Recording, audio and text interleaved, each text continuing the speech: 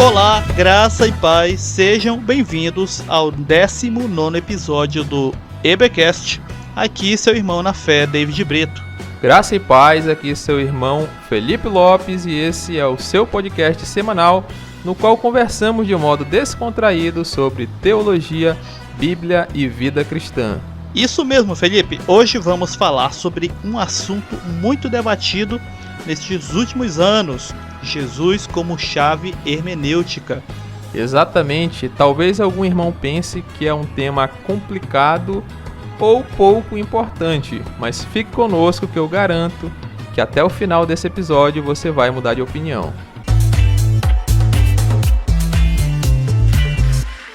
Exatamente. Para mostrar que não é complicado, estamos aqui, tentando colocar esse tema de modo assim bem aberto, como uma conversa mesmo.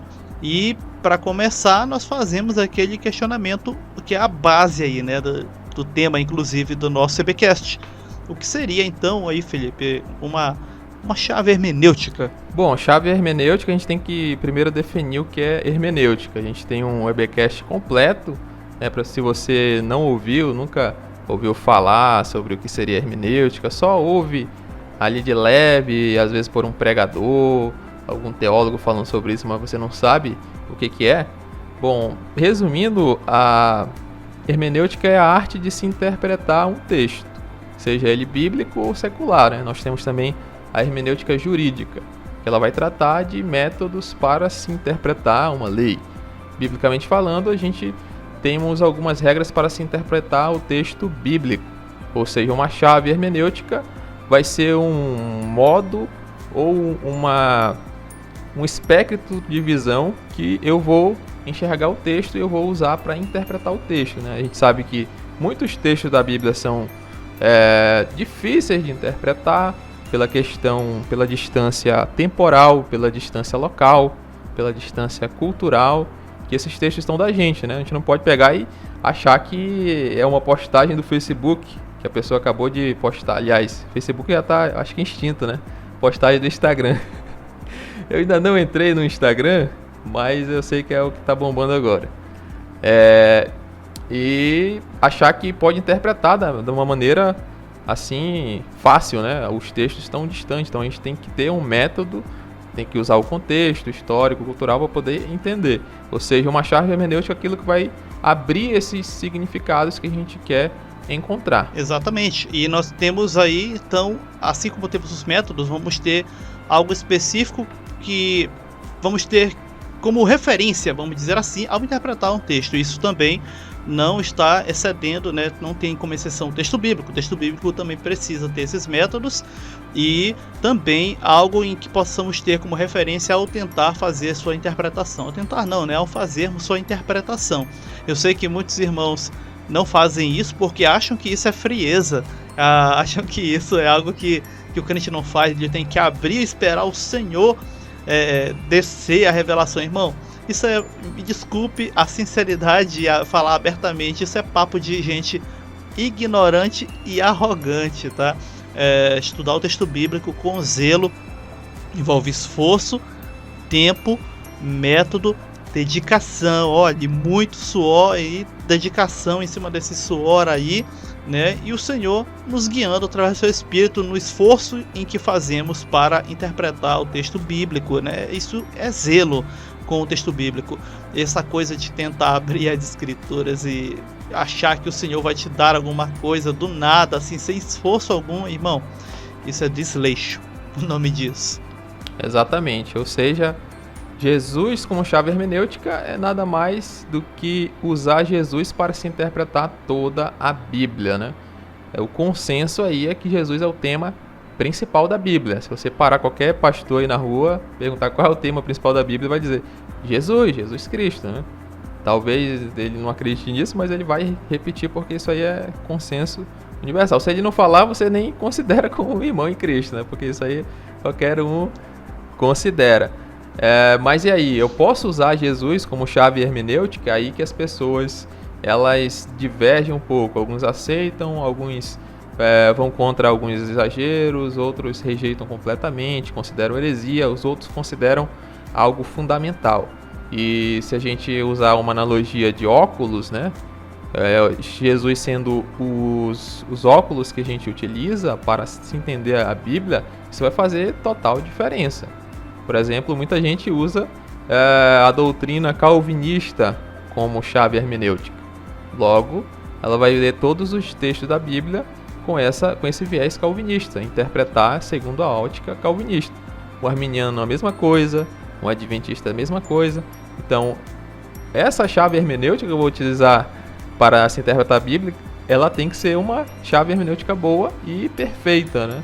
Senão eu vou acabar forçando o texto a dar um significado que ele não tem, ou até tá desprezando ou falseando as escrituras e criando heresias, né? Não é à toa que é uma pergunta que qualquer um faz, né? Por que existem tantas igrejas aí?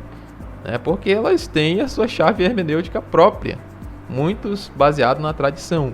Então, não pode ir contra a tradição. Ela não vai interpretar o texto de acordo com o seu contexto, porque isso pode ferir a tradição aí centenária, né, de 500 anos ou até milenar aí das igrejas mais históricas, né? Eu sempre gosto de usar, né, a analogia de lente, porque quando você olha o texto bíblico, tu tem uma lente através da qual você analisa ali. Essa lente ela é formada pelos teus conceitos, sejam eles do meio evangélico, enfim, cristão em geral, católico, ortodoxo que seja, enfim, misturado até mesmo com as tuas vivências, as tuas experiências que você considera sobrenatural, enfim, social, tudo isso acaba impregnando e forjando essa lente que você olha através dela para o texto bíblico, né? Eu sempre gosto de usar analogia, porque quando essa lente está suja, ou o que é pior, ela foi mal feita, ela vai sim distorcer aquilo que você está vendo.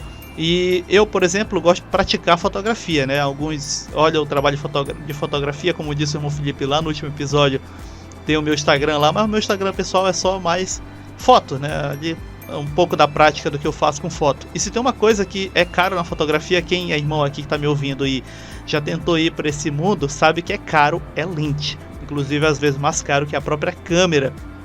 E eu fui descobrir que não é assim, mas tem um modelo aqui baratinho. O problema do modelo baratinho é que ele tem uma coisa, e às vezes demais, que nós chamamos de aberração cromática. O que é isso?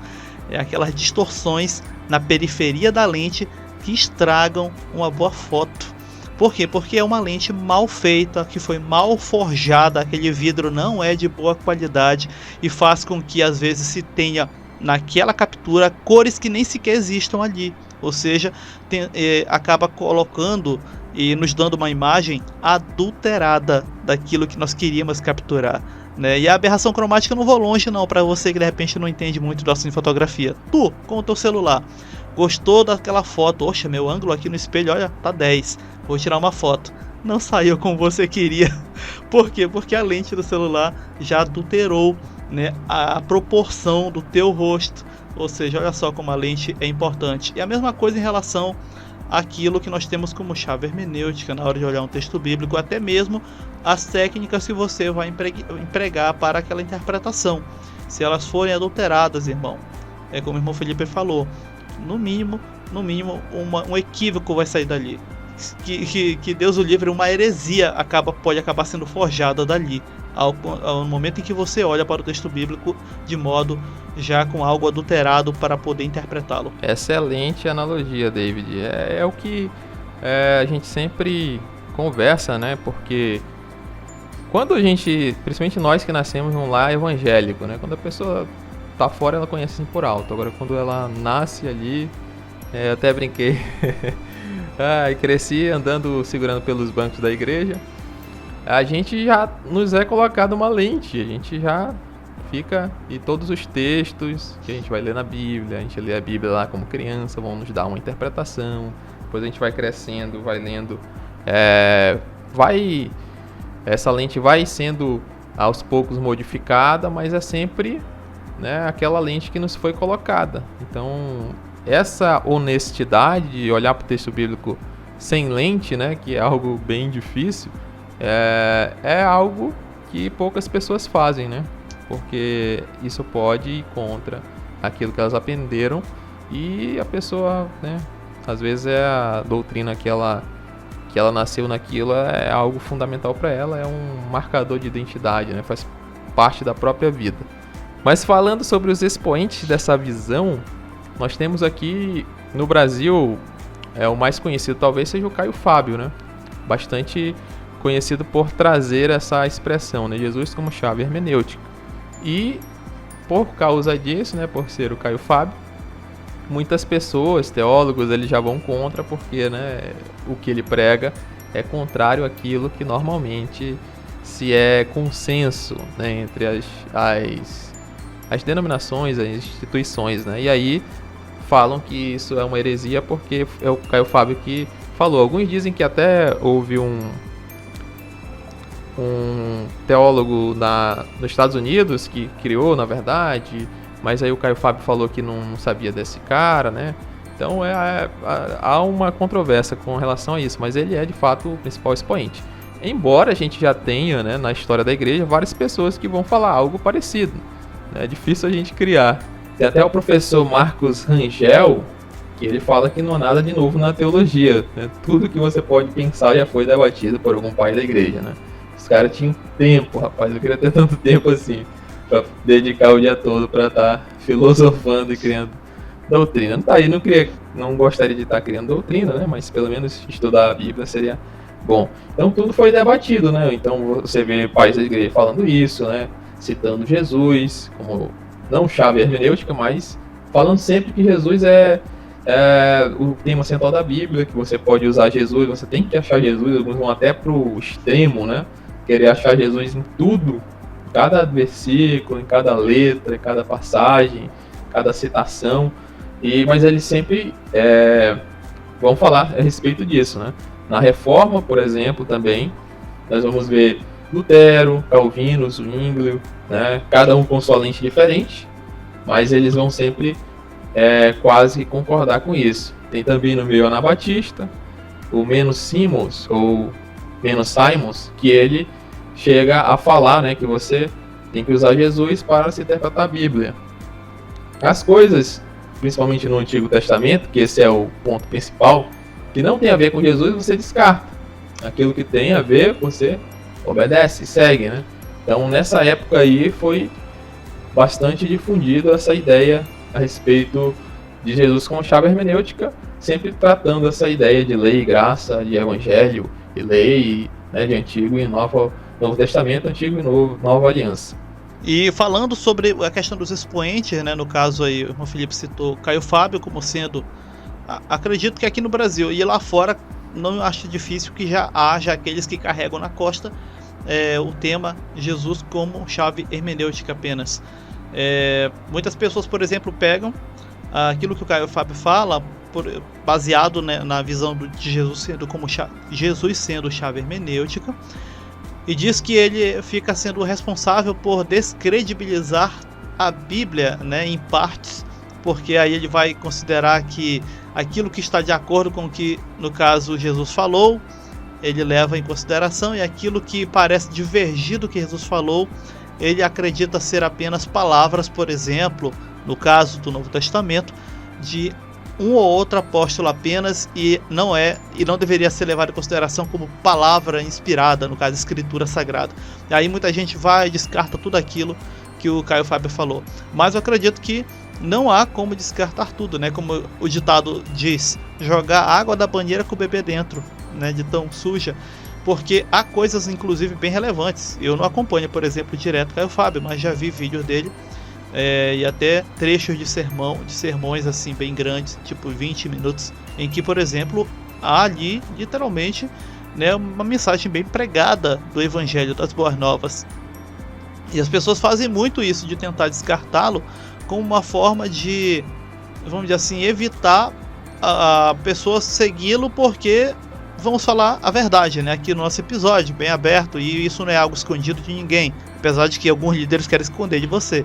O Caio Fábio, ele não é muito aquela pessoa que vai fomentar você a estar ali grudado como prego no banco de uma igreja, de uma congregação, e de modo obediente ouvir e executar tudo o que é falado. Então, por isso mesmo, ele é, vamos dizer assim, o tempo todo tolhido, né? o tempo todo tentando ser pregado como sendo aquele que é rebelde, que depois de ter praticado um pecado e se arrependido e recuperado, não prestou mais, né? Como se isso fosse uma verdade. Já vi muita gente pregando isso, mas é complicado, porque não há como se descartar realmente totalmente aquilo que ele fala no sentido, né, de Jesus como sendo chave hermenêutica. Exatamente, né? Sempre vão falar do passado, né? Dele, do caso que aconteceu, todo mundo sabe. Ou da situação dele. Ele não frequenta mais igreja. Ele não acredita na Bíblia. Ele, sei lá, desvia as pessoas da igreja, né? Inclusive já fizeram dizer que eu sou um discípulo dele, né? Como tu, eu também pouco acompanho ele, raras vezes vejo ele, os vídeos dele e tal, né? Um ou outro. A única coisa que a gente tem em comum mesmo é a gente ter nascido no Amazonas. Inclusive fiquei sabendo esses dias, no podcast que ele participou.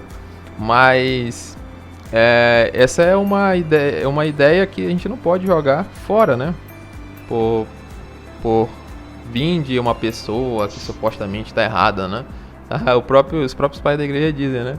A verdade é verdade, seja lá de onde ela vier, né? Se eu falar a verdade, não adianta, ela não vai se tornar uma mentira só porque eu fiz certa coisa, né? Ou o próprio diabo, né? Chegar e falar uma verdade, é mentira porque é o diabo. Não tem como. É mais uma tentativa de descredibilizar ele, né? Mas existem muitas coisas para se aproveitar. Ou pegar o extremo, né? Que é algo super comum no debate. Infelizmente acontece muito, né? Que é pegar o extremo de uma visão, uma doutrina, e você criar um espantalho, né? É muito comum, por exemplo, no meio soterológico, discussão soterológica entre arminianos e calvinistas. Aí vão dizer, já vi isso, né? Calvinista dizer que no arminianismo você escolhe se vai ser salvo ou não. Isso aí não faz sentido algum dentro do arminianismo, mas as pessoas insistem em levantar esse espantalho para dizer que, para descredibilizar a doutrina. Mas isso aí não é algo coerente ou algo saudável. Uma dessas acusações que é feita, por exemplo, em cima aí da ideia de ter Jesus como chave hermenêutica, é que vai se descartar partes, principalmente do Velho Testamento, na hora de interpretar a Bíblia ou considerá-la, no caso, como escritura inspirada. Né? Muita gente acusa isso, então vamos jogar fora isso porque não dá. Isso é heresia e não dá.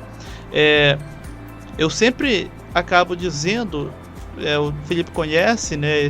Acho que essa é a minha colocação aí dos debates e tudo, que o Velho Testamento está ali como para nos mostrar o caminho percorrido até o ponto em que no ápice dos dias, né, na plenitude dos dias, o Cristo é manifestado na forma de homem, de carne. Mas parece que alguns irmãos que têm um apego ainda tão grande ao Velho Testamento como sendo algo ainda de princípios equivalentes àquilo que nos é mostrado na Nova Aliança. Inclusive, para os irmãos que não ouviram, temos episódio aí falando da diferença entre Velha e Antiga Aliança.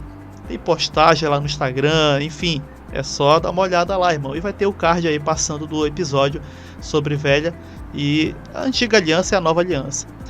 E muita gente acaba não entendendo, pelo menos é aquilo que eu interpreto e percebo nas escrituras, né? Inclusive Paulo fala uma frase interessante sobre isso. A finalidade, o fim da lei, a finalidade, irmão, tem que saber interpretar a coisa. É Cristo. No Cristo, que como homem não falha, consegue-se cumprir todo o requisito. Os próprios apóstolos, por exemplo, vão admitir, em um dado momento em que eles discutem sobre circuncisão e tudo, estavam tomando umas decisões, que os pais deles e eles não conseguiam cumprir tudo aquilo que era ali da lei, enfim. Mas o Cristo, como sendo homem, né, e homem assim, ele cumpre tudo.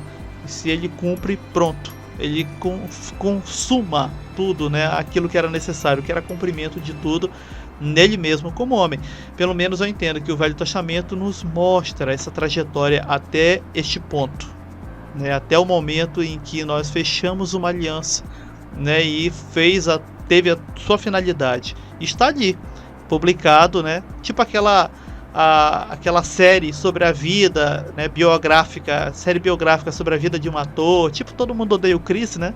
Todo mundo conhece um pouco da infância ali baseado, claro, do ator Chris Rock e tudo. Ou seja, aquilo ali não é o Chris. O Chris não é mais aquele garoto, né, que apanhava na escola e tudo. Mas aquilo nos mostra uma trajetória. A gente não tem que olhar pra ele dizendo, tá ali, olha, o Chris Rock sofre bullying. Opa, sofre ou sofreu? Né? Ou aquilo que ele sofreu transformou ele na pessoa que ele é agora. Ou seja, o Velho Testamento tá ali pra isso, irmão. Não é pra tentar trazê-lo para um patamar de atemporalidade, no sentido das leis. Do contrário, você joga Cristo de volta, né, ao vitupério, como diz Paulo.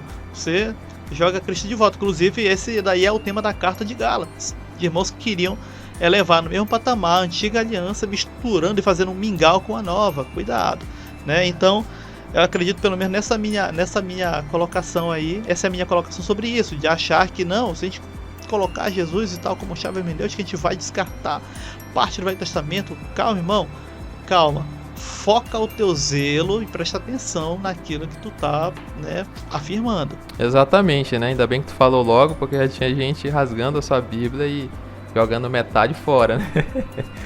Esse é o extremo que a gente fala, né? Quando a gente fala, por exemplo, que nós vivemos numa nova aliança, que a velha já se cumpriu e já foi abolida por Cristo, as pessoas, então quer dizer que eu tenho que pegar lá a minha Bíblia e riscar ou rasgar ou não vale de nada. Não, a gente não pode ser extremista. Ou quer dizer que a Bíblia, umas partes são mais importantes que outras. Aí vão citar, né? Toda a escritura é divinamente inspirada, apta para discernir e tal, sendo que naquela época as escrituras ainda nem tinham sido escritas, né? Ou seja, em grau de inspiração elas são iguais, né? Em grau de inspiração é igual pegar, por exemplo, a Constituição Federal, né? Lá na Constituição vai ter o poder originário, então toda a Constituição ela tem um status ali. Ela vai estar no topo do ordenamento jurídico, né? As outras leis estão abaixo dela, né? Então tudo que vem, né, fora da Constituição está abaixo dela. Ou seja, tudo que está no texto constitucional tem o mesmo poder, né? Mas aí algumas coisas vão se cumprir imediatamente, outras coisas não, né? Então temos que saber essa questão. Então toda a escritura ela tem o mesmo peso na questão de inspiração. Todos eles foram inspirados iguais, né? Mas tem coisas que já se cumpriram, não tem como eu ficar. Aí não tem como eu querer viver de acordo com a lei de Moisés, sendo que eu já vivo Cristo, né? Eu estou, de fato, cuspindo no rosto de Cristo, eu estou desprezando o seu sacrifício. Isso é algo seríssimo, a gente frisou bastante naquele episódio, vamos voltar a falar. Não faça nula a graça de Deus, não aniquile o sacrifício de Cristo. Então isso é o diferencial. Quando a gente usa Jesus como uma chave hermenêutica, a gente percebe, isso aqui, lá que Abraão fez, o sacrifício, né, que ele iria fazer, simboliza o sacrifício de Cristo, né? Ali tem aquilo que aponta para Cristo, ela toda aponta para Cristo. Mas aí agora eu vou ter que viver, ou eu vou ter que fazer, né? Como muitos querem fazer atos proféticos. Jeremias estava no fundo do poço, então eu vou lá descer no poço, colocar uma corda gigantesca, porque o profeta estava no poço, eu tenho que estar no poço. Você vai encontrar isso aí na internet, pode pesquisar aí. Ato profético do poço. O fulano está no lamaçal, eu tenho que entrar no lamaçal. Não, isso aí já foi cumprido por Cristo na cruz, né? E tudo apontava para Cristo. Então esse é o diferencial, né? Tudo é inspirado, mas nem tudo serve para mim. A própria vida de Cristo. A própria vida de Cristo. A gente sempre fala assim, temos que seguir os passos de Jesus, né? Beleza, eu sei que as pessoas falam isso num sentido bom. Mas se a gente for fazer tudo que Cristo fez, a gente vai acabar lá morrendo na cruz. A primeira coisa que a gente tem que fazer no 8º dia é se circuncidar. Mas ninguém quer fazer isso, né? Então, peraí, a gente tem que saber que Cristo ele fez parte da antiga aliança. Ele viveu todo o tempo na antiga aliança e a partir da sua morte é que se instaura uma nova. Então ele mesmo esteve, como a gente frisou no último episódio, né, no penúltimo, debaixo da lei, né? O apóstolo Paulo disse que ele era ministro da circuncisão. Então ele teve que, né, se submeter à própria lei para cumpri-la. E para que a gente não faça, né, não cumpra, até porque a gente não consegue. Então é necessário a gente fazer essa diferenciação e usar Cristo para se interpretar a Bíblia, sabendo o que é para o povo judeu, o que é para o povo da igreja, o povo gentil, agora o povo da nova aliança. Senão a gente vai dizer que a Bíblia se contradiz, né? E é algo que todo mundo concorda também, que a Bíblia não se contradiz. Então a gente não pode colocar algo da antiga na nova, a gente tem que usar Jesus para harmonizar, né? Tem até um irmão que diz que Jesus seria a cola, né? Que liga todos os livros da Bíblia, ou, né, o ponto central, né? O que faz a Bíblia ser um todo harmônico, senão é só um monte de livro jogado aí, sem fundamento nenhum, né? Só jogado aleatoriamente. Então é necessário que tenhamos Jesus para que, né, tudo apontava para Cristo. O próprio Jesus, no caminho, nos discípulos de Emaús, depois da sua ressurreição, ele disse, ó, aqui, ó, ele abriu as escrituras, né, abrindo sendo a chave, e mostrou tudo aquilo que estava escrito sobre ele, na lei, nos profetas, nos salmos, né, mostrando que a gente pode usar, né? Se Jesus é o tema central da Bíblia, por que eu não posso usar Jesus para interpretar a Bíblia? É algo super comum e não sei por que alguém iria achar que é algo absurdo. Exatamente isso aí. E fazendo uma analogia final, para fechar o ponto que o irmão Felipe colocou, inclusive, algumas falas, por exemplo, nós sabemos muito bem que a nossa Constituição de 1824, se eu não me engano, que era a Constituição do período regencial, aliás, monárquico aqui no Brasil, não está mais valendo. Mas isso não tira o valor que esse texto tem, até porque esse texto ele não desapareceu da realidade, ele ainda existe, né? E é interpretado e também estudado, por exemplo, nas academias de direito, né? Faculdades, o FPA, todo mundo passa, né? Eu tenho um primo meu, que o Felipe, de vez em quando me vê citar ele, é advogado, e ele sempre aqui e acolá cita alguma coisa para fazer o que? Uma comparação do que estava lá na Constituição de 1800, do século XIX, com a nossa atual, por exemplo, de 1988. Ou seja, não é errado fazer a comparação, mas desde que sempre se esteja com a mente esclarecida de que aquela uma já passou, né? Ela já passou, mas ela construiu um caminho e apontou um meio para soluções sociais dos problemas daquela época para aqueles que agora nós temos atualmente. Ou seja, ela já passou, mas tem o seu valor como texto ali constitucional, né? E isso é só para os irmãos aí se situarem, né, dentro de mais uma analogia comparando agora com a nossa realidade, por exemplo, brasileira aqui. A gente pode perceber o quanto o Dom Pedro I era ditador, né? Ele mesmo promulgou a Constituição. O pessoal fizeram lá uma Constituição bonitinha lá, privando ele de certos poderes, né? E aí ele falou, não, que isso, fecha o Congresso, pá, é minha. Então isso serviu pra gente perceber aquele contexto da época. Agora quer dizer que isso vale agora? Não, né? Algumas coisas permanecem, né? Porque alguns são, né, pétreos. Mas a gente tem que perceber, ó, isso aqui teve seu valor histórico e agora, né, eu posso até aprender com ela, mas eu não posso viver através dela. Paulo enfatiza isso, né? Que a gente não pode viver pelas obras da lei, tentar praticar as obras da lei, porque pelas obras, né, pelas obras da lei, nenhuma carne poderá ser salva ou justificada, né? Então, a gente poderia falar agora sobre como, porque também tem aquele extremo, né? Porque o pessoal diz, eu vou usar Jesus como chave de hermenêutica para interpretar a Bíblia, então eu posso desprezar tudo, né? Então aqui, ó, achei Jesus aqui, eu tive essa interpretação, acho que o texto diz isso e acabou. Então eu vou pegar todas as regras de interpretação assim e simplesmente interpretar ao meu bel prazer. E aí falar, é Jesus que interpretou assim, né? Parecendo aquele pastor que teve a visão, né? Que a gente citou. Construiu a igreja gigantesca e falou, Deus que me revelou. E isso é uma acusação a essa doutrina, né? Dizem que a pessoa, na verdade, não está usando Jesus como chave hermenêutica, mas a si mesmo como chave hermenêutica, dizendo que Jesus faria isso, né? Então, isso seria correto, David? Usar Jesus como chave hermenêutica, a gente deve desprezar qualquer regra e interpretar do jeito que a gente quiser? Não, na verdade as regras se mantêm, né? E ter ali a Cristo, a Jesus como sendo a chave, acaba sendo, vamos dizer assim, o pináculo, né? Justamente para essas regras serem aplicadas. Né? Nós interpretamos texto jurídico dentro das regras da hermenêutica jurídica. E há, por exemplo, centralidades. Eu não vou dizer nenhuma centralidade. Vamos colocar aqui um exemplo. Nós vamos ter, por exemplo, direitos humanos para poder forjar certas leis, e baseado nesses direitos básicos é que nós vamos ter punições, leis que vão punir ou que vão dar direitos, né, ao cidadão e tudo.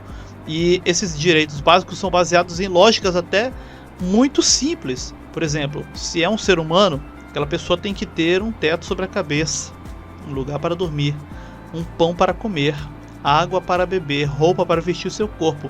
No mínimo, isso é algo que ela deve ter. Então, baseado tipo assim, nessas lógicas muito simples, é que vai se construir todo o arcabouço e o arranjo de um complexo de leis que nós temos, por exemplo. Enfim, vai ficando mais complexa a sociedade e vai se forjando mais aí, ou seja, baseado em algo simples. E a partir daquilo que nós temos no texto bíblico, nós vamos ter a Jesus como sendo ali, vamos dizer assim, este pináculo, né, aí central, de modo que nós vamos ter na periferia aquilo que nós já falamos no episódio sobre, né, a Bíblia, no sentido de não só passar os olhos, mas de fato interpretá-la. E Jesus passa a ser essa referência, né, dentro daquilo que nós temos visto no texto bíblico. Inclusive, nós vamos ter pessoas que vão olhar, por exemplo, o Velho Testamento e que vão dizer que ali tem muito mais coisas para que a gente evite, né, fazer. Ou seja, o Velho Testamento está ali escrito, registrado, dizendo que temos ali um compilado do que é para a gente evitar, para melhorar assim como ser humano, e não para que a gente faça, do que para fazer. Né, ali. Inclusive, acho que até a própria lei, né, de Moisés é um compilado assim. É muito mais de coisas dizendo melhor não fazer isso aqui do que fazer. Então é só para ter essa ideia, né? Como é que de fato, sendo como Cristo, tendo como referência a Cristo, nós vamos olhar para esses textos aí. Nós vamos ter, por exemplo, a letra fria, normal ali daquilo que era a lei, que não pode ser usado ela mesma como referência. Tanto que quando é apresentado situações para Jesus, primeiro é estendido àquelas pessoas ali, caso ali temos o texto da mulher adúltera, temos a conversa com a samaritana, é estendido primeiro a mão da misericórdia, para depois então ser aplicado aquilo que era visto como máxima, que no caso ali era a lei vigente ou até a lei social do momento e do tempo ali. Exatamente, né? As regras de interpretação, elas servem para a gente perceber o que o texto quer dizer, né? O que o autor quis dizer. É o que o texto está escrito, basicamente, né? Senão, se a gente desprezar as regras, cada um interpreta da maneira que quiser e vira uma bagunça, né? A gente até falou naquele episódio, né? Se a minha leitura ela está errada, a interpretação vai estar completamente errada. Não tem como eu ter uma interpretação saudável. É igual beber uma água que já está envenenada, né? A pessoa pode estar com sede, beber água envenenada, ela não vai... Pode até matar a tua sede, mas vai acabar também tirando a tua vida. Então a gente não pode exagerar. Ou seja, o texto ele está dizendo uma coisa, talvez aponte para Cristo, né? Também a gente não pode ser extremista, achar que tudo aponta para Cristo, né? A querer achar Jesus em todo canto. O próprio livro de Cantares, né? Muita gente, não, aqui é Jesus e pronto. Então se você pegar e interpretar literalmente os textos e querer colocar Jesus ali, o negócio vai ficar muito complicado, porque de fato é um cântico sexual, não tem pra onde a gente fugir, narrando posições, né, atos e tudo. E a gente pode até interpretar, não, aqui é Jesus e a igreja, mas uma interpretação muito posterior. A gente tem que partir primeiro do que o texto está dizendo, e aí, se for possível e se for de fato coerente, né? Senão a gente vai fazer aplicação para Jesus em tudo e aí Jesus vira um personagem que só tem uma partezinha da sua vida histórica, dos seus ensinamentos, e o resto está tudo espalhado pela Bíblia. A gente tem que descobrir, né, o Jesus espalhado por aí, né? E não é exatamente isso. A gente tem que perceber também que os autores do Antigo Testamento, eles não tinham a revelação que nós temos, né? Eles tinham uma visão muito distante, muito turva daquilo que ia se manifestar. A própria Bíblia diz isso, né? Eles criam naquilo que ia vir, naquele que ia vir. Nós cremos naquilo que veio. Então a gente tem que perceber isso também. Opa, peraí, a pessoa que está escrevendo, ela não tinha a Bíblia completa na cabeça, como eu tenho na minha mão.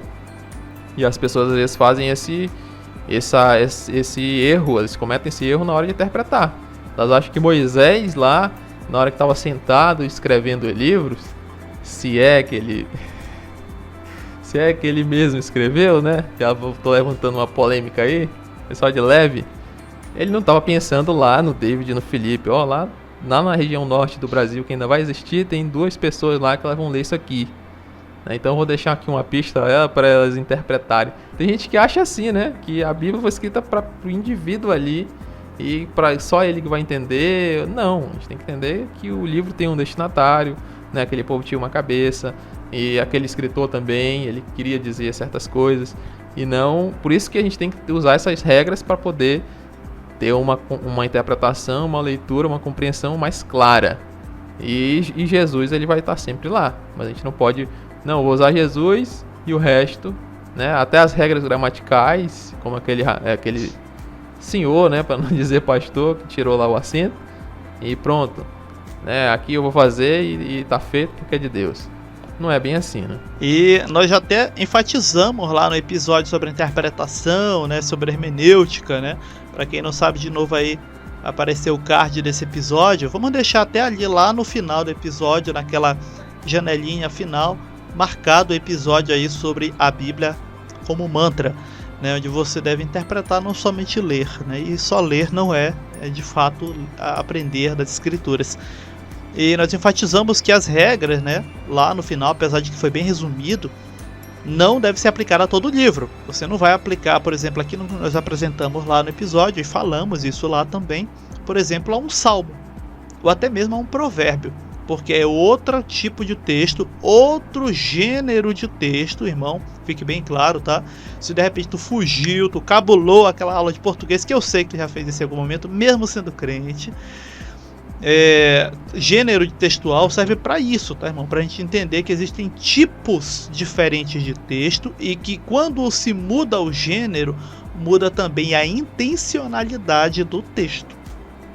Há, por exemplo, textos, como é o caso de Cantares, em que você vai ter ali, de modo poetizado, a linguagem do relacionamento, né, amoroso entre homem e uma mulher, e de modo muito intenso, né, uma linguagem sexual bem intensa, daquela época e daquele momento. Por isso que parece bonitinho. Aí lá vai tu, e que, engraçado, o irmão Felipe, eu até lembrei disso agora, enquanto lia o nosso roteiro, que os irmãos que, por exemplo, não aceitam a ideia de Jesus como chave hermenêutica são os que são mais fãs de até louvores gerados a partir da interpretação de achar que ali no livro de Cantares está Jesus e a noiva, a igreja. E aí pegaram e fizeram até cantos, irmão. Tem, para quem tem a sua harpa cristã aí, o inário cristão, não sei se tem algum do tipo. Tem a sua harpa cristã, já viu aqueles hinos que pegam as imagens lá dos poemas, lá dos versos de cânticos, dos cânticos, que diz a flor gloriosa, né? Lírio dos vales, irmão. Lírio do vale não é Jesus. A flor gloriosa também não é Jesus, tá? Inclusive, não somente naquela linguagem de Cantares, como também em outros poemas extra-bíblicos, não poemas bíblicos, né? Mas da linguagem amorosa mesmo. A ideia de flor, irmão, não é de Jesus, é de uma outra coisa, tá? Os irmãos casados aí que estão na bênção devem saber muito bem o que é. Ai, David. Mas, então, a gente já falou bastante sobre essa... A gente pode chamar de doutrina, mas não seria doutrina, né? Seria mais um método interpretativo. Ou até, como a gente falou, Jesus sendo o tema da Bíblia, digamos, tudo apontar para Cristo, é algo até quase que obrigatório a gente fazer, né? Usar Jesus como chave hermenêutica. Mas existem alguns riscos, né, que a gente pode correr em usar o Jesus como chave hermenêutica. Tu acaba de falar um aí, né, de querer extrapolar todas as interpretações, querer tirar o sentido original do texto, mas existem outros problemas, algo que a gente deve estar atento quanto a isso? Realmente, temos que sempre estar fazendo a distinção quando e onde, né, podemos estar usando. Por exemplo, vamos encontrar Jesus ali, inclusive isso é feito, né, de modo bem elucidativo nos textos posteriores. Nós vamos encontrar Jesus, por exemplo, representado na serpente que é erguida sobre o poste e para a qual o povo de israelita, que era mordido por serpentes venenosas ali na região, olharia e dali receberia a cura, como sendo uma forma já de ilustrar didaticamente aquele que seria erguido no madeiro, que era o próprio Cristo. Ali já temos ali também indícios do próprio Cristo, mesmo num passado tão remoto, como é o caso desse texto de Números, se não me engano, Números 21, né? Assim como está também na figura do Isaac, né, que vai ser entregue ali e, né, o filho de Abraão se entregue, e por pouco Abraão não desce o cutelo, abrindo o peito do garoto para ser entregue como sacrifício. Ao mesmo tempo que o Cristo é ali, podemos ver a figura, né, a ideia do Cristo, o Filho, sendo entregue. Também temos a figura do carneiro, que é sacrificado no lugar do Isaac, né? E que substitui o sacrifício. O sacrifício tinha que ser feito. Já tinham subido o monte, feito o altar, né? Ali estava tudo preparado, mas no lugar do Isaac, um cordeiro foi sacrificado. De novo, tipificando o mesmo Cristo. Ou seja, o tempo todo nós vamos encontrar essas imagens, o tempo todo. Mas, como o irmão Felipe falou aí no questionamento, temos que saber onde eu piso o pé no freio, para entender que certos textos, eles apenas nos ligam a próximos episódios. E que não é uma necessidade gritante, como o irmão Felipe falou, ir pro exagero de achar que, meu Deus, mas cadê o Cristo daqui? Eu já reli esse texto. Calma, irmão, pera. Tem episódios, né, como nós temos as nossas séries aí de entretenimento, que nós chamamos de fillers. Ou seja, aquele episódio só foi para encher, né, a linguiça ali e dar uma estendida na série, porque o produtor tá ganhando muito dinheiro e porque prendeu uma audiência ali bacana. Mas algumas coisas na Bíblia também são apenas transições para outros momentos, né, e que você não vai encontrar de fato ali em algum momento sendo algo apontando para esse Cristo, e que nós podemos então usar Jesus ali como chave hermenêutica. Nós podemos aplicar as nossas regras e interpretar o texto dentro daquele contexto histórico, né, dentro da mentalidade daquela época, e quem sabe tirar dali algum exemplo. Vamos dizer assim, nós temos aí no nosso episódio sobre textos controversos, né, bíblicos, o caso ali do Jefté, né, ficou até bem comentado, né, fora até do vídeo, quando os irmãos comentaram e tudo, em que nós não vamos ter uma figura de Cristo ali. Não, a mulher, aliás, a filha de Jefté não é uma figura do Cristo. Ali só foi, infelizmente, uma bobeira que alguém ignorante cometeu e só. E ficou como exemplo para a posteridade, para não voltar a cometer tal atrocidade. Exatamente. Outro ponto que a gente poderia falar é os limites da alegoria, né? A alegoria, ela pega alguns elementos de certo ato, certo acontecimento para ilustrar um outro, né? A gente não pode usar tudo. E também usar as alegorias e as aplicações, as tipologias, como tu citou, principalmente aquelas que já estão na própria escritura, né? Como Jesus sendo a serpente que foi levantada no deserto. O próprio Jesus fala, eu sou a serpente. Assim como a serpente, quem olhava para ela não perecia, para mim também, quando eu for levantado, quem olhar para mim, quem crê em mim, não vai perecer, mas vai ter vida eterna. O outro, né, a história de Jonas, ele mesmo diz, assim como o profeta Jonas ficou 3 dias, 3 noites no seio da terra, né, no ventre da baleia, eu vou ficar. Mas aí eu não posso pegar, Jesus se comparou com Jonas, né? Então, Jesus também, quando Deus mandou ele descer para a terra, ele não queria ir, ele foi para outro canto, igual Jonas, né? Aí ele foi lá andar pelo Hades, né, conversar com os demônios e tudo. A gente vai fazer uma aplicação que não há no texto. Então é bom a gente entender os limites da alegoria. A parábola do filho pródigo, por exemplo.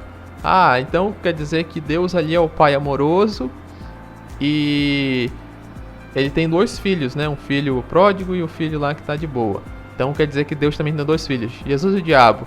Aí Jesus foi embora, ou o diabo foi embora e Jesus ficou. Então a gente tem que entender os limites também dessa alegoria, né? A alegoria, as comparações, as tipologias, elas vão tratar só de certos elementos. E um padrão aceitável é só aquilo que está nas escrituras, né? A gente pode fazer outras, né? Que às vezes ficam ali implícitas, mas é bom a gente não ir muito longe com isso, né? Às vezes muitos pregadores acabam, né? Às vezes jovem ali, olha só que sacada que eu tive, vou pregar. Aí coloca no sermão, e aí manda a bala pra igreja, né? E todo mundo, oh, glória e tal, ninguém percebe, mas aí, o rapaz fez um grande cambalhota hermenêutica e disse às vezes uns absurdos, que como tá ali no meio, né? Tô falando no último episódio, tá ali no meio, então o pessoal não percebe, tá ali naquela atmosfera, todo mundo dá glória a Deus. Às vezes alguém pensa, epa, peraí, tá estranho. Mas não, tá lá no púlpito, é de Deus, e embora. Então é um cuidado da gente ter esse limite aí pra não pegar uma alegoria e querer aplicar todos os elementos. Isso aí é um ponto interessante também. E como eu falei anteriormente, né, e reforçando de novo, aqueles que desconsideram, né, Jesus como chave hermenêutica, inclusive é dessas pessoas que vêm mais ainda essas aberrações. Porque, como disse o meu Felipe, não se delimitam, né, exageram no exemplo. Por exemplo, no meio pentecostal, bem sabe o meu Felipe, também aqui teve isso, se tem histórias que não estão nas escrituras. Jesus vai lá, desce nos infernos e tal, vai andando nos corredores, é grade para um lado, grade para o outro, tem demônio preso, tem gente presa e prega. Gente, isso não tem no texto. Ah, teve uma reunião no céu, Deus Pai chamou, e aí vem os anjos, quem é que vai descer na terra, quem vai morrer pelo homem e tudo. Gente, isso não tem no texto. Tá entendendo? Ou seja, eu acho engraçado isso, que pessoas que desprezam, né, a interpretação de Jesus como o método, né, Jesus como chave hermenêutica, isso é heresia e tudo, são os que pegam justamente isso e exageram e vão para um extremo assim, sabe, horrível, e começam a fazer conjecturas onde nem tem indícios para conjecturas. Eu acho incrível isso. E o que é pior de tudo, e o quanto isso é recepcionado pelo povo leigo, só porque foi o fulano de tal que falou. Irmão, pode ser quem for que tenha falado, pode ser nós, eu vou falar igual Paulo, né? Pode ser até nós aqui. Não tá nas escrituras, rechaça. Levanta do teu banco, toma atitude de homem, de mulher. E diz, como diz um meme rolando aí na internet, né? Que pregação feia, pregador feio, até eu que era bonito tô ficando feio, eu vou embora daqui. Tem até um meme, parafraseando o meme aí. Pois é, né, David? Então a gente pode dizer que não é nenhum absurdo usar Jesus como chave hermenêutica. Eu acredito que não é uma heresia, a gente pode usar, a gente deve usar, principalmente nessa questão de prática, né, de aplicação. Esse aqui seria mais um erro das pessoas que criticam, né, a doutrina. Estou chamando de doutrina de novo, mas deixei bem claro que a gente não poderia dizer que é exatamente uma doutrina. Que é dizer que as pessoas que defendem tal coisa, elas acreditam que Jesus vai contra os discípulos, principalmente Paulo, né? Jesus vai contra Paulo, então se você defende Jesus com chave hermenêutica, você está dizendo que Jesus é contra Paulo.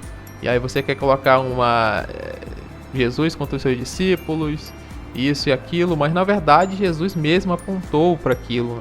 Ele ensinou seus discípulos e falou que o Espírito iria revelar muitas outras coisas e que eles mesmos fariam obras maiores. Como a gente falou, Jesus é um personagem da antiga aliança, né? Por mais que seja o Filho de Deus, ele é uma pessoa, naquela época, né, antes da ressurreição, limitada pelo tempo, sentia fome, sentia sede e tinha coisas que as pessoas não podiam suportar, conhecimentos, até a descida do Espírito Santo. Então Paulo às vezes pega umas passagens de Paulo e fala, tá vendo? Jesus não disse isso. Então Paulo está inventando essas histórias aqui, né? A gente não pode aceitar porque Jesus não pregou, e aí quer colocar Jesus com Paulo e às vezes acaba exagerando. Exatamente, nesse ponto muita gente acaba criando isso que o meu filho falou, e aí faz o seguinte, bora descartar. Inclusive tem até denominações inteiras, irmãos, que foram fundadas em cima disso, de descartar, por exemplo, discípulos e até livros inteiros do Velho Testamento. Vão ficar só com o que Jesus falou. Ou tem outros que fazem o contrário, vão ficar só com o que Paulo falou. né, e faz isso. Não, Paulo que interpreta bem Jesus. Olha só Tiago, nossa, que feio. Tem muita gente que descarta Tiago, descarta Apocalipse, descarta 1º e 2 Pedro e fica, calma, irmão. Desse jeito tá indo no mesmo erro daquilo que foi encontrado na igreja de Corinto, né? Eu sou de Apolo e o outro eu sou de Paulo e acabou eu sou de Pedro, porque Jesus responsabilizou Pedro pela igreja e o resto não presta para nada. Então, calma. Esses extremos aí é que acabaram quase que destruindo, né? Como diz assim, irmãos a igreja em localidades específicas, como é o caso aí de Corinto, lá registrado inclusive essas confusões aí no Novo Testamento. Tá lá para exemplo, como eu falei sobre o Velho Testamento, tá lá para exemplo daquilo que deve se evitar, né? A que ponto não chegar, porque realmente é terrível. Muita gente acaba, por exemplo, descartando praticamente todo o Novo Testamento, ficando só com o que Jesus falou, né? Inclusive essas pessoas pegam aquelas bíblias onde está destacado só as falas de Jesus, geralmente essas bíblias destacam em vermelho, né? E descarta todo o resto. Mas como o irmão Felipe bem falou inclusive, temos ali nos discípulos orientações, exortações, né, muito boas, porque o próprio Jesus aponta para isso, né, e dizendo que eles fariam coisas maiores, e fizeram, inclusive, né, fizeram como exemplo, como para a posteridade, né, para mostrar que o Senhor agia através deles, e orientações que deixaram são válidas até hoje, até para o dia de hoje. Exatamente. Eu sou meio suspeito a falar porque eu sou bem fã de Paulo, né? Eu não deixaria de Jesus de lado por causa de Paulo, caso fosse escolher, mas eu acredito que como ele é o apóstolo aos gentios, nós temos muito a aprender com ele, né? Às vezes a pessoa, não, vamos deixar de Paulo, tem que ir Pedro. E tem, como tu falou, seitas que pregam isso, né? Existem seitas que são só Paulo, né? Jesus ali deixa de lado, principalmente Pedro, né? Contra Pedro. Eu sinto que o próprio Pedro fala que, né, Paulo escreveu coisas inspiradas. Então isso aí é uma besteira que inventaram aí nos últimos anos. Na verdade não é tão últimos anos, né? Porque a gente pode pegar lá do Marcião, lá dos primeiros séculos da igreja, né? Que ele, inclusive o primeiro cânon bíblico, né? Que ele mesmo que cria. Ele pega exatamente o que o David falou.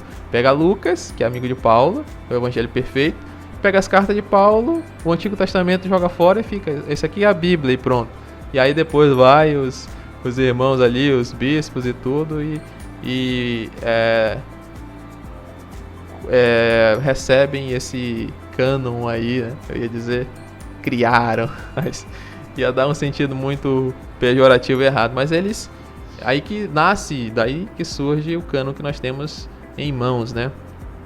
E a gente não pode ter essa ideia de que Jesus vai contra Paulo e Paulo vai contra Jesus, e não tem como, isso aí é uma maior furada que existe. E a respeito dos riscos de não usar, né, David, Jesus como chave hermenêutica, a gente falou, né, caso a pessoa use, quais os problemas, e agora quais os problemas de não usar. Eu já destacaria primeiro, né, se a gente não usar Jesus como chave hermenêutica, a gente vai usar quem? Né? Moisés, Abraão, Isaac, né? Como que ficaria essa ideia aí? E eu resumiria isso tudo dizendo que, inclusive, tem esse princípio também nas escrituras. Isso, o que estava lá no passado, são apenas sombras, né, apontando para algo muito maior, que no caso manifesta na pessoa do Cristo. Irmão, tudo nas escrituras praticamente vai convergindo, como eu falei, tem coisas que você vai olhar e não vai encontrar, são transições entre um episódio e outro, né? Mas tudo vai convergindo para o Cristo. Inclusive tem uma afirmação muito poderosa no Novo Testamento, em que vai dizer que a nossa própria fé, por exemplo, ela é nascida e vai fluindo de volta para o próprio Cristo, né? Por ele e para ele são todas as coisas, né? Nele foram feitas todas as coisas. Enfim, tem essas afirmações, por exemplo, no Evangelho de João. Então, quando você descarta Cristo como não sendo a chave hermenêutica, você vai usar uma interpretação puramente textual, vai cair no ceticismo que nós temos inclusive em algumas personalidades aí do mundo gospel, né? Acho que eu não exagero ao citar, por exemplo, Sabino, né? Inclusive, assim como existem outros como ele, que vai apenas usar o texto bíblico de modo frio, tal como eu uso, por exemplo, meus textos em inglês nas minhas aulas, como eu sou professor de escola pública, né? Ou seja, sem de fato ter vida naquilo ali. E o próprio Cristo, sendo ele identificado, né, auto-identificado como a vida e a verdade, eu vou praticamente tirar o coração, né, de todo o texto bíblico, inclusive até em coisas no Velho Testamento, e a razão do porquê aquelas coisas foram daquela forma e a história desenrolou-se daquela forma. Se o Cristo passar a ser apenas mais uma personagem ali, então eu acabo praticamente tornando vão tudo aquilo que somos e fazemos. Exatamente, né? Então, se a gente tirar Jesus das escrituras, não sobra nada, né? Aí vira apenas um monte de histórias, né? História do povo judeu, que é bonita, né? Como história de qualquer povo. Milenar, né? Antiga e tudo, tem a sua beleza. Mas não passa disso. Não tem diferença nenhuma do que os escritos ali da Grécia, né? Os livros históricos de Roma, os atos de Alexandre o Grande, não tem diferença nenhuma, né? Vai ser algo frio. E vai ser o que Paulo diz, né? A letra que mata, né? Se a gente for pegar o Antigo Testamento e falar, beleza, olha aqui a nossa Constituição. A nossa Constituição é a Bíblia. Pá, bora aplicar. O primeiro erro que a pessoa vai cometer é esquecer que a linguagem é algo vivo, né? Então, se você quiser aplicar ali a letra da lei fria, você vai errar, porque você não vai conseguir encontrar o sentido original de 2000 anos atrás, né? Principalmente a questão de partes higiênicas, né? A parte de se preparar, de montar, né? A questão da mulher no seu ciclo menstrual. Então você não vai conseguir encontrar o texto, né? E você vai transformar o Brasil no... Eu não vou nem falar inferno, porque a gente já falou que inferno não existe. Mas num local bem difícil de se conviver. Infelizmente as pessoas têm essa ideia aí legalista equivocada, né? De pegar e colocar. A gente até tava... até tu compartilhou umas fotos de um irmão, né? Que anda com os cartazes ali na bicicleta, de cidade em cidade. Inclusive teve na minha um tempo desse. Ali com pecado, né? Tá aqui e tal. Pecado, isso aqui é pecado, isso aqui é pecado e tal. Aí vai escrevendo as revelações que ele tem e colocando ali, né, as novas tábuas da lei, né? Pra condenar pessoas. Sem Jesus, a Bíblia ela vai acabar ficando dessa forma, né? Infelizmente é outro conhecimento que as pessoas às vezes ignoram, né? Elas acham que a Bíblia ali é um bocado de coisas. Jesus é só um personagemzinho ali que aparece. É só ali o Davi do Novo Testamento, né? Tem ali, poxa, Moisés, olha como ele é legal, né? Davi, olha só, Davi é o cara mesmo, né? Era o rei, era o cara que era poeta. Olha só, Isaías, eu queria ser igual a Isaías. Isaías não tinha papas na língua, ia lá e tudo, Jeremias e tudo. E aí querem ser o profeta, né? Inclusive os profetas que eles se auto-intitulam nesses moldes de Isaías, de Ezequiel, né? O homem de Deus, e o Atalaia, e etc e tal, né? Então eles sempre querem ser esses e desprezam Jesus como se fosse simplesmente um cara aí, né? Que se não existisse a Bíblia, continuaria de boa. Olha só o pensamento. Inclusive, muitos cristãos perguntam, nossa, como é que ateu X? Às vezes pessoas famosas, né? Não é um servo de Deus, conhece as escrituras e realmente demonstra conhecer, não só fala que diz conhece, demonstra conhecer. Irmão, é aquilo que o meu Felipe acabou de falar, resumindo. Se descartar Jesus como sendo, né, praticamente a centralidade da coisa, a razão do porquê, né, como eu falei, do porquê a história bíblica desenrolou-se daquele jeito, naquele formato, enfim, você vai virar como ele, né? Então não tem como, já bem disse o irmão Felipe, simplesmente dizer, não, essa doutrina é heresia, descarta aí. Então tu vai beirar o ceticismo e daqui a pouco tu vai estar como esses homens, que você mesmo fica se perguntando por que eles não são servos de Deus. Se você descarta Cristo da coisa, é isso que sobra, né? A pessoa que sabe muito e é cética mesmo assim. E falando isso aí, Felipe, por que então muitas pessoas acreditam que é uma heresia, né, ter Jesus como chave hermenêutica? Eu acredito que porque o uso de Jesus como chave hermenêutica ele vai quebrar muitos paradigmas estabelecidos pelas denominações, né? Se a gente usar Jesus e o que ele pregou, o que seus discípulos pregaram, né? O modo como eles viviam, ele diverge muito do nosso. A gente não percebe isso, né? Mas ele é muito diferente. A maneira de se reunir, a maneira de pensar, até os, entre aspas, rituais que a gente tem como sagrados, né? E a pessoa tem que fazer, senão vai para o inferno, eram entendidos de forma diferente. O próprio Messias fala isso. E aí, se usar Jesus como chave hermenêutica, aquilo que é conhecido como doutrina vai ser uma heresia, né? Vai contra aquilo que Jesus pregou. Então, por isso, a maioria das pessoas elas ignoram. Elas, no máximo, aceitam que Jesus é o centro da Bíblia, o tema principal, mas não querem aplicar ele para revisar suas doutrinas, né? Se pegar e ver como as doutrinas elas convergem com Cristo, ela vai ver que tem pouca ou quase nenhuma semelhança com o Cristo descrito nas Escrituras. E aí é o próprio suicídio delas, né? Então não vai dar. Por exemplo, a questão da lei e da graça, né? A questão do guardar ou não guardar o sábado. Se colocarmos Jesus como chave hermenêutica, a gente vai perceber que o sábado não é necessário para a gente guardar, ou que não é algo precioso, ou que conta pontos na salvação, ou que é um mandamento para a igreja. E aí é óbvio que doutrina, ou melhor, igrejas, instituições sabatistas, eles vão contra isso. Tu até falou lá do Paulo e Jesus. Muita gente rejeita Paulo e fica só com o que Jesus escreveu, né? Considera Paulo o apóstolo, como é que eles chamam? O apóstata o apóstolo. E aí, o que vira um judaísmo? Simplesmente é o judaísmo messiânico. Alguns acreditam em Paulo, né? Mas existem lá a turma radical dos judeus messiânicos que eles ignoram os escritos de Paulo e vivem na sua prática. Então basicamente, Jesus é um personagem lá, um grande rabino, que pregou e pronto, tá lá, né? Vamos acreditar nele e beleza. Então é o que acontece muitas das vezes. Exatamente. Inclusive tem muito crente atualmente que está atraído, inclusive falou o Felipe, né? Tá atraído por esse tipo de ideia, irmão.